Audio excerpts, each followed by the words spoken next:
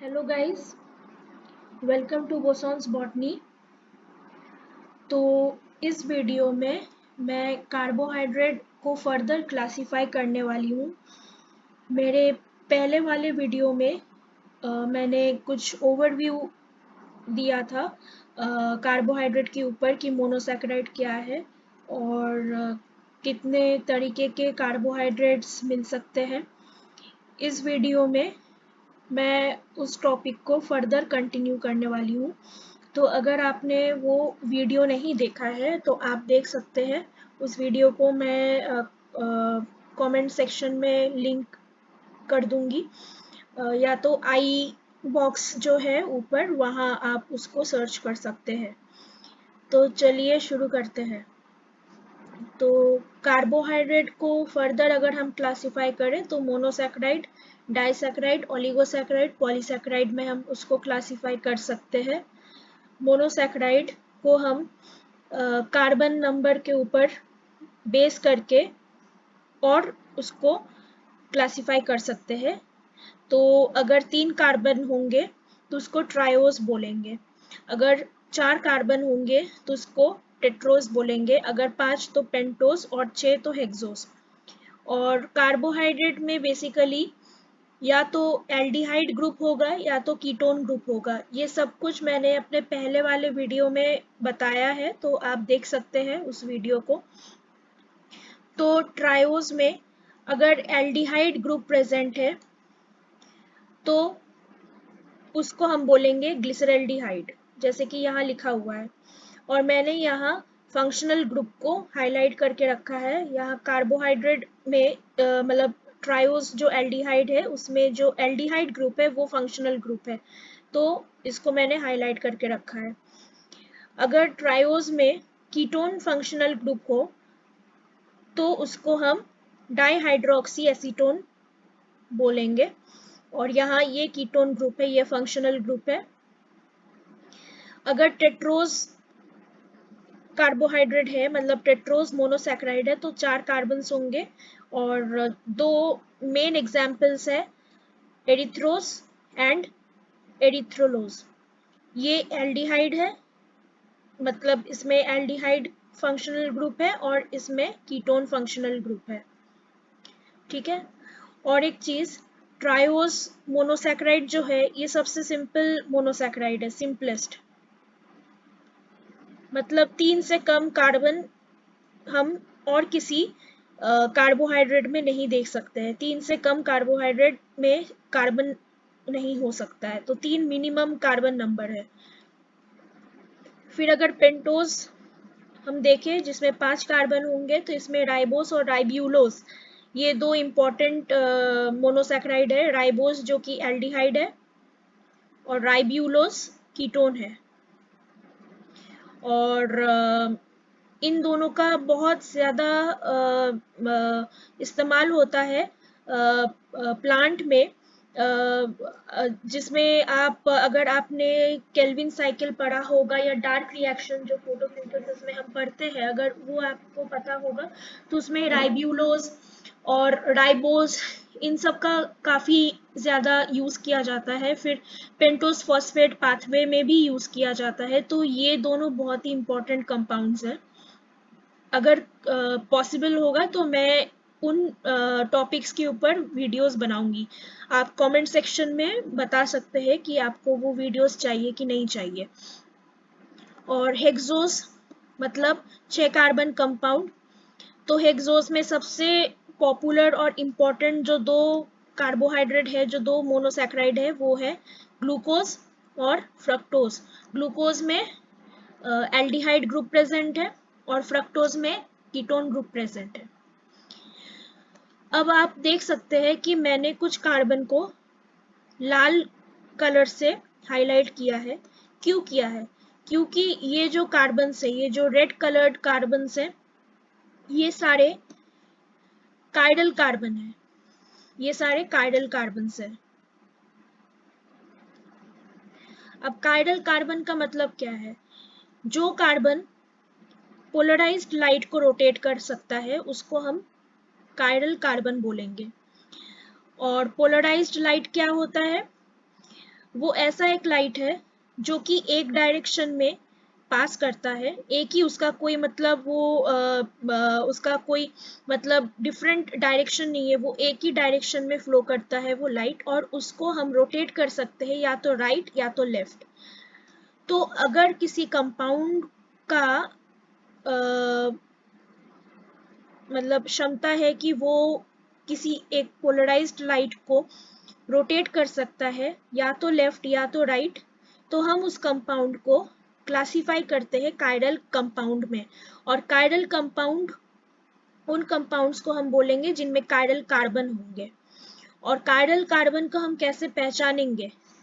Chiral carbon का हम पहचानते हैं कि जिनमें 4 बॉन्ड्स अलग हो, मतलब कार्बन के 4 वैलेंसी होते हैं या 4 बॉन्ड्स होते हैं, हमें पता है, तो चारों बॉन्ड्स डिफरेंट होंगे, अलग होंगे। जैसे कि आप यहाँ देख सकते हैं कि ग्लिसरल्डिहाइड में जो सेकंड कार्बन है जिसको मैंने रेड हाईलाइट किया है, उसमें चारों बॉन्ड्स अलग है। एक तो ये बॉन्ड, एक दूसरा ये बॉन्ड, एक तीसरा ये हाइड्रोजन वाला, और एक चौथा ये OH वाला। ये 4 बॉन्ड्स अलग है। लेकिन ये जो कीटोन वाला जो है, जो ट्रायोज में जो कीटोन ग्रुप वाला जो कार्बोहाइड्रेट है, इसमें कोई कायरल कार्बन नहीं है, ठीक है, क्योंकि इसमें आप देख सकते हैं कि इस वाले कार्बन में कोई 4 बॉन्ड्स आप ढूंढ नहीं सकते जो अलग है। इस वाले कार्बन में भी कोई बॉन्ड मतलब कोई 4 बॉन्ड्स अलग नहीं है, तो इसीलिए इसमें कोई कायरल कार्बन नहीं है। सिमिलरली एरिथ्रोज में भी कायरल कार्बन आपको मिल जाएंगे, एरिथ्रोलोज में भी मिलेंगे, राइबोस राइब्यूलोज इन सब में मिल जाएंगे। और ग्लूकोज में भी कायरल कार्बन है, कितने हैं? 1 2 3 4। आप देख सकते हैं कि इसमें चारों इन चारों कार्बन में 4 बॉन्ड्स अलग है, ठीक है। अगर मैं इस वाले कार्बन को अगर मैं यहाँ बना के दिखाऊं, ये वाला कार्बन जो है, इसमें ये वाला बॉन्ड अलग है, दिस वन CHO, ये वाला H वाला, फिर OH, और नीचे ये पूरा जो ग्रुप है, ये नीचे पूरा, ये एक पूरा ग्रुप कंसीडर होगा, तो इसको मैं X नाम दे देती हूँ, ठीक है। सिमिलरली इस वाले कार्बन को भी अगर आप ऐसे ब्रेक करके बनाएंगे तो आपको चारों बॉन्ड्स अलग मिलेंगे। फ्रक्टोज में 3 कार्बन जो है वो कायरल कार्बन है। अब हमें पता कैसे चलेगा कि कितने कायरल कार्बन से और कैसे उसको हम फॉर्मुलेट करें? तो एक सिंपल फॉर्मूला है 2⁻n। इतने हमें एक्चुअली इतने हमें कंपाउंड्स मिलेंगे जो कायरलिटी शो करेगा, और n जो है वो नंबर ऑफ कायरल कार्बन्स है। n जो है number of chiral carbons, number of chiral carbons. n to the power 2 to the power n जो है, ये फॉर्मूला मेरे नेक्स्ट वीडियो में आएगा। अभी मैंने इसको यहाँ बताया क्योंकि इससे आप पता कर सकते हैं कि कितने कायरल कंपाउंड्स हम फॉर्मुलेट कर सकते हैं, यानी कि नॉट कायरल कार्बन कंपाउंड्स, मतलब कितने ऐसे हम मॉलिक्यूल्स जनरेट कर सकते हैं जो प्लेन पोलराइज्ड लाइट को रोटेट कर सकता है, ठीक है। लेकिन इस फॉर्मूला का अभी यहाँ कोई इस्तेमाल नहीं करेंगे हम। तो हमें पता कैसे चलेगा कि कौन से कार्बन में कितने कायरल कार्बन है, या एल्डिहाइड में कितने हैं, कीटोन में कितने हैं? तो यहाँ मैंने लिखा है कि in ketonic sugars there is 1 less chiral carbon as compare to aldehyde sugar. इसका मतलब ये है कि एल्डिहाइड में अगर एक कायरल कार्बन होगा तो कीटोन में उससे एक कम होगा, यानी कि ट्रायोज में आप देख सकते हैं जो एल्डिहाइड है, जो ग्लिसरल्डिहाइड है, उसमें एक कायरल कार्बन है, तो कीटोन वाले में मतलब डाईहाइड्रोक्सी कीटोन में कोई भी कायरल कार्बन नहीं होगा, मतलब 1 - 1 यानी कि 0, ठीक है। यहाँ ग्लूकोज में 4 कार्बन जो है वो कायरल है, तो 4 - 1 3 कायरल कार्बन होंगे फ्रक्टोज में या कीटोन हेक्सोस शुगर में। तो इससे हम पता कर सकते हैं कि किसमें कितने कायरल कार्बन है। तो ये तो हो गया मोनोसैकेराइड। डाइसैकेराइड सिंपल है। डाइसैकेराइड हम बनाते हैं 2 या 2 से ज़्यादा मोनोसैकेराइड को लिंक करके, और जो लिंकेज है उसको हम ग्लाइकोसिडिक बॉन्ड बोलते हैं। तो ग्लाइकोसिडिक बॉन्ड से हम डाइसैकेराइड बना सकते हैं। ओलिगोसैकेराइड जो है इसमें इसमें भी ग्लाइकोसाइडिक बॉन्ड होता है, और इसमें मतलब 4, 5, 6, 10 मतलब करीबन 10 के आसपास मोनोसैकेराइड होते हैं। करीबन 10 के आसपास मोनोसैकेराइड यूनिट्स होंगे, और पॉलीसैकेराइड में 10 से ज़्यादा मोनोसैकेराइड यूनिट्स होंगे, और इनको हम ग्लाइकेंस बोलते हैं। और हम जानते हैं कि पॉलीसैकेराइड को हम फर्दर क्लासिफाई कर सकते हैं होमोपॉलीसैकेराइड एंड हेट्रोपॉलीसैकेराइड। तो इन सब के ऊपर मैं अपने नेक्स्ट वीडियोस में डिस्कस करूंगी, अभी जस्ट मैंने ओवरव्यू दिया है। तो ओलिगोसैकेराइड के बारे में कुछ पॉइंट्स यहाँ मैं डिस्कस कर लेती हूँ, क्योंकि ये कुछ मेन पॉइंट्स है जो मतलब काफ़ी शॉर्ट क्वेश्चन बन सकते हैं इन सब पॉइंट से। तो ओलिगोसैकेराइड के कुछ एग्जाम्पल्स है, जैसे कि रैफिनोस, स्टैकियोस एंड वर्विस्कोस। रैफिनोस एक ट्राइसैकेराइड है, स्टैकियोस एक टेट्रासैकेराइड है, और वर्विस्कोस एक पेंटासैकेराइड है। ये सारे ओलिगोसैकेराइड के एग्जाम्पल है। सिम्प्लास्टिक जो लोडिंग होता है उसमें ओलिगोसैकेराइड को यूज़ किया जाता है, और जो एपोप्लास्टिक लोडिंग होता है उसमें सुक्रोज को प्रेफर किया जाता है। ये सिम्प्लास्टिक और एपोप्लास्टिक लोडिंग क्या है? ये बेसिकली जो फ्लोएम सैप है, जो प्लांट जो फूड बनाता है उसको कैसे ट्रांसलोकेट करवाया जाता है मतलब प्लांट में, वो जो ट्रांसलोकेशन का जो प्रोसेस है, 2 टाइप के होते हैं, सिम्प्लास्टिक और एपोप्लास्टिक। तो अगर सिम्प्लास्टिक प्रोसेस यूज कर रहा है प्लांट तो उसमें हम ओलिगोसैकेराइड का ज़्यादा यूज़ देखते हैं, और अगर एपोप्लास्टिक लोडिंग यूज़ किया जा रहा है तो उसमें सुक्रोज को इस्तेमाल करते हैं प्लांट्स। तो इन सब के बारे में फ्यूचर में कभी वीडियो मैं बनाऊंगी डेफिनेटली। आप कमेंट में लिखना कि आपको किस टाइप के वीडियोस देखने हैं। ओलिगोसैकेराइड जो है ये ग्लाइकोलिपिड या ग्लाइकोप्रोटीन के तरह मिलता है प्लाज्मा मेम्ब्रेन के ऊपर। मतलब अगर ये कोई एक सेल है, तो सेल में हम जानते हैं कि प्लाज्मा मेम्ब्रेन होता है। ठीक है, सेल में प्लाज्मा मेम्ब्रेन होता है, वो प्लांट सेल हो या एनिमल सेल हो। तो ये हमारा साइटोसोल है या साइटोप्लाज्म है सेल के अंदर, और सेल के बाहर इसको हम एक्सोप्लाज्मिक साइट बोलते हैं। यहाँ जो है ये ओलिगोसैकेराइड प्रेजेंट होता है, और ये ओलिगोसैकेराइड जो है ये प्रोटीन या लिपिड से लिंक होंगे। ठीक है, ये प्रोटीन या लिपिड से लिंक होंगे, और ये एक्सोप्लाज्मिक साइट में प्रेजेंट होता है, साइटोप्लाज्मिक साइट में नहीं, मतलब सेल के अंदर नहीं, सेल के बाहर ये प्रेजेंट होंगे।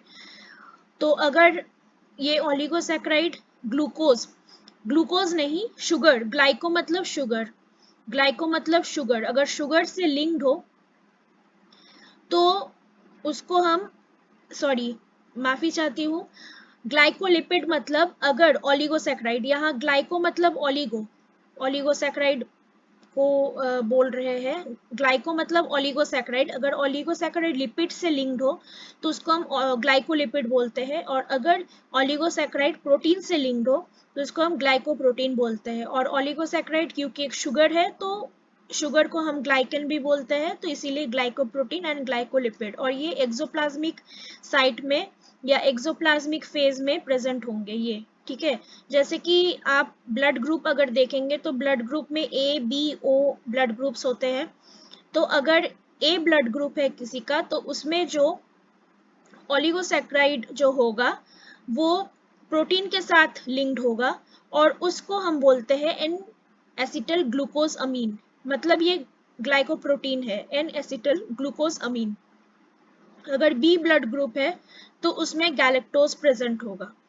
ठीक है, और गैलेक्टोज एक ओलिगोसैकेराइड है। और अगर ओ ब्लड ग्रुप है तो इसमें कोई भी ग्लूकोज या कोई भी कार्बोहाइड्रेट या शुगर प्रेजेंट नहीं होगा। ठीक है, तो ये कुछ इंपॉर्टेंट पॉइंट्स है ओलिगोसैकेराइड पे। और लास्ट जो है ये पॉलीसैकेराइड है। पॉलीसैकेराइड को मैं अभी जस्ट स्टार्ट कर रही हूँ। नेक्स्ट वीडियो में मैं कंटिन्यू करूँगी पॉलीसैकेराइड। तो पॉलीसैकेराइड का जो फर्स्ट एग्जाम्पल है वो है सेल्यूलोज। सेल्यूलोज जो है ये सेल वॉल में प्रेजेंट होता है प्लांट में, और ये सबसे ज़्यादा अधिकतर मात्रा में ये प्रेजेंट होता है, और ये सबसे एबंडेंट बायोमोलिक्यूल है। सबसे ज़्यादा इसको हम देखते हैं as one of the biomolecules. और इसका स्ट्रक्चर कुछ ऐसा है, आप देख सकते हैं। ये 2 ग्लूकोज यूनिट से बना हुआ है, मतलब 2 नहीं, यहाँ मैंने 2 दिखाया है, मतलब क्योंकि ये पॉलीसैकेराइड है तो 10 से ज़्यादा ही ग्लूकोज यूनिट्स होंगे, तो यहाँ मैंने 2 लिंक करके दिखाया है। और ये जो है इसमें बीटा 1,4 लिंकेज होता है, और इसमें डी ग्लूकोज यूज होता है। ये डी ग्लूकोज और एल ग्लूकोज क्या होता है मैं डिस्कस करूंगी। और इसमें ट्रांस बॉन्ड होता है, ट्रांस बॉन्ड ताकि इसमें रिपल्शन कम हो, बॉन्ड रिपल्शन कम हो, इसीलिए ट्रांस बॉन्डिंग किया जाता है, बॉन्ड रिपल्शन कम हो। ठीक है, तो ये पॉलीसैकेराइड का एक छोटा सा मैंने हिस्सा दिखाया है। यहाँ से और भी ग्लूकोज यूनिट्स ऐसे जुड़ते रहेंगे, यहाँ से जुड़ेंगे। तो पॉलीसैकेराइड है तो काफी सारे ग्लूकोज यूनिट्स ऐसे बॉन्ड हो, मतलब बाइंड करेंगे, ग्लाइकोसिडिक बॉन्ड होगा यहाँ भी। और इसमें जो है इंटरचेन हाइड्रोजन बॉन्डिंग होता है, इंटरचेन याद रखिएगा, इंटरचेन हाइड्रोजन बॉन्ड।